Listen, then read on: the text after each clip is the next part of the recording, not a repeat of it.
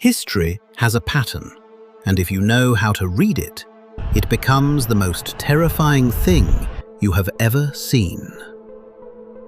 Every few generations, one man accumulates so much power, so much wealth, so much control over the systems that ordinary people depend on every single day, that the rules which apply to everyone else simply stop applying to him. He is not elected. He is not accountable. He answers to no parliament, no court, no constitution. And yet, he shapes the information you read, the rockets that carry your satellites, the cars on your roads, the platform where your politicians speak, the money in your digital wallet.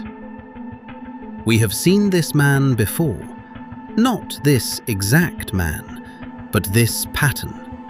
This specific, recognizable, historically documented pattern of one individual concentrating power at a speed and scale that democratic systems were never designed to handle.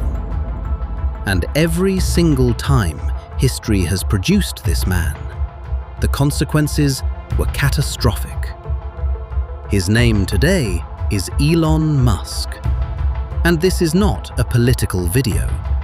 This is a history lesson. Let us start with the thing that separates Musk from every powerful person who came before him. It is not his money.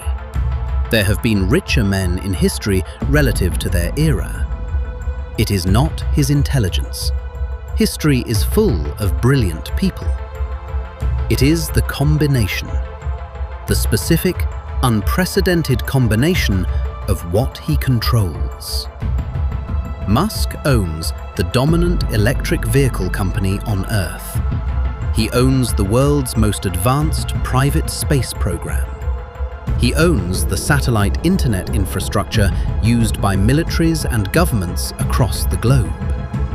He owns the social media platform used by world leaders to communicate policy in real time.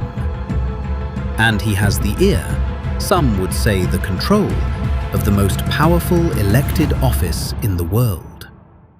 No private individual in recorded history has simultaneously controlled transportation, space, global communications infrastructure, and political media. Not the Rockefellers, not the Rothschilds, not Carnegie, not Morgan. Not one of them came close to this specific combination. And historians who study the concentration of power are not comparing Musk to those men. They are comparing him to something older, something more structural, something that ended very badly.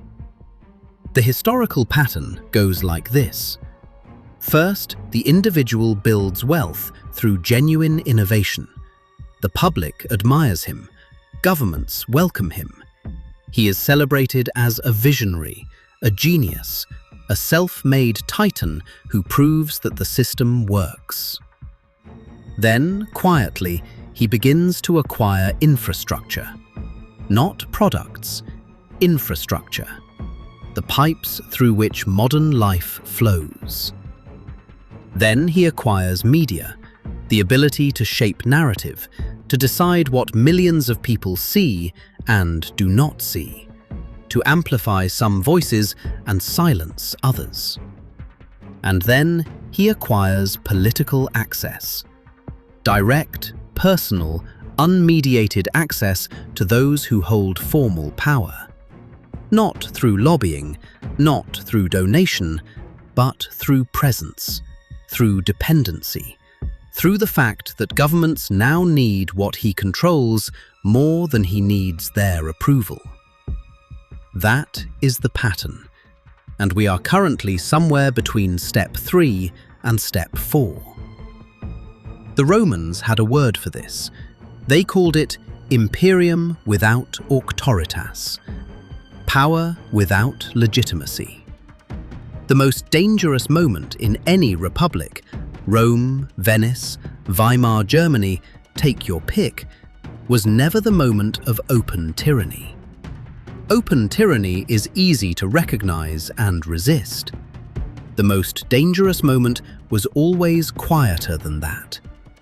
It was the moment when one man became so embedded in the functioning of the state that removing him became structurally impossible. Not illegal, not difficult, impossible. Because too many things depended on him. Because too many people owed him something. Because the cost of confronting him had become higher than the cost of simply allowing him to continue. We are not saying that moment has arrived.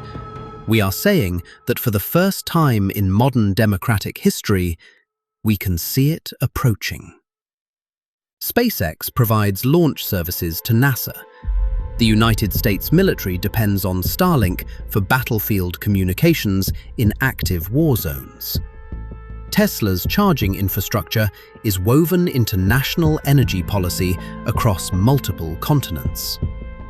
X, formerly Twitter, is the primary real-time communication platform for governments, journalists, and financial markets worldwide.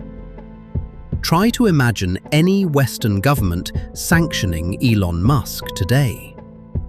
That question is not paranoia.